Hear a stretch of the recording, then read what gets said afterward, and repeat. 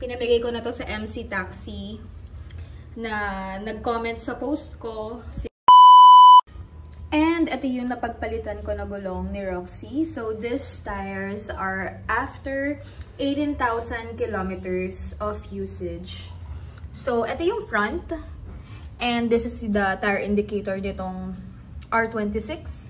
As you can see, laban pa, no? Laban pa siya. Kasi malalim pa yung niya, tire indicator.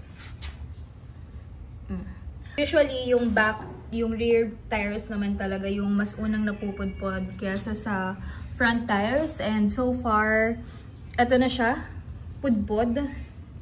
Pero, it's 18,000 kilometers.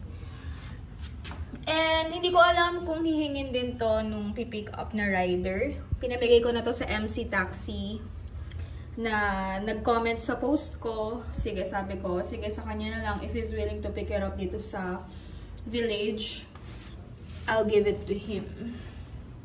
So yun, hopefully makatulong pa to sa pag-MC Taxi niya. I think itong front okay pa to. Okay pa talaga to. Ito lang rear, medyo unsafe na. So it's up to him if he's gonna use it.